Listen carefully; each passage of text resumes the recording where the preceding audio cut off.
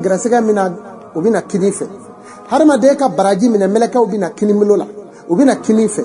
bari lahara do kafiru disi bi sogonu nyumamule ko kad awa baraji duguma do nyumamulo ro ukofe wa asimali simali te fenre o nyumana fa mawdi shabi kuna e aljina dongo folo mawdi mbadew iday kinimuloka ni bi dasu noro iday kinimuloka mami ni bi day nyumamuloka ni shugora ita famu ni shitana shugo karila katoliki bana a katolika ma shitige ni jamfanji unani kama shugoro u katolika sila fana abi masiri tew mbadu isena samaraw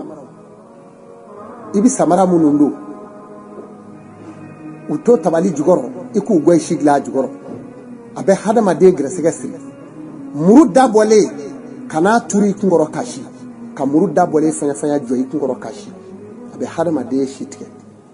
bari hadama de mana sunogo ajay ne be vlidi no e ni be jamina be vlidi kana muru turi kungoro mbadew mami mishil yelela limeri min nakadi atigiti koroninye fi ni jaboriro kabano e ninye ni bi sunogo jay ne be vli kabo keleku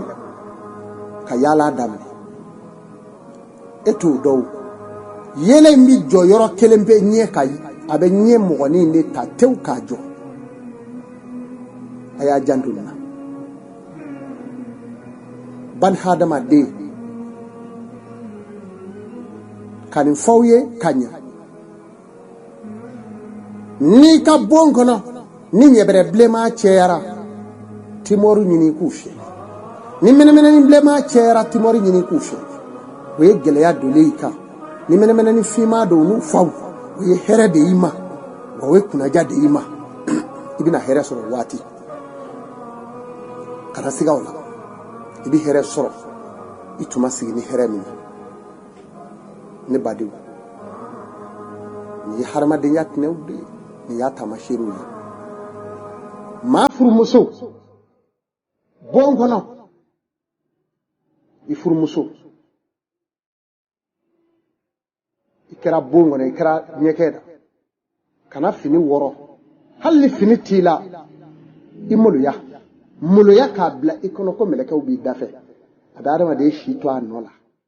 o me nyeke do la dugale do mo la ubu langolo fi ade harma de shite aya jandulena kani nyeda mu tayire la hala ya bela ade harma de shite i janduni mola ne bade ni yeni ndaka abe shidi joma wi ala kira nyini nga sallallahu alaihi wasallam ako mana fe jume nka jugu ka shitige du aye fenfla fofolo mo dauma a fe folo ako mami mbi awa ako harma de daraka konobara kla sabadi kelenye jitai kelenye dumini ye kelenye hatli ni nyana kli dubi jomba ako mami mi dumini ke kanin saba be fatew kasoro kana jijja ko ya daw ka jipla shite ko hatli be nyini ni ko chela ako tigi shi bangadi dumini bade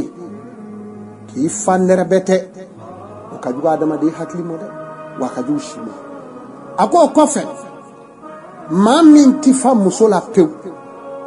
atifa musoro pew ale koni mode ka shuni kila ale be muso kai amana soro wati mi ale bo kai ako katolika adama de fa muso talongo kele abe komi kulu ni ye vitesse takayele kulubala kati jo asanve abule chogo no kaka o abe sege min laika muso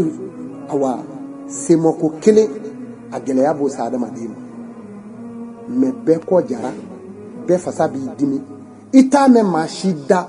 ko muso ko de mana walima abeta ayi e do tro to fo zeme be bala ale de bi shiba kira Muhammadu yo defo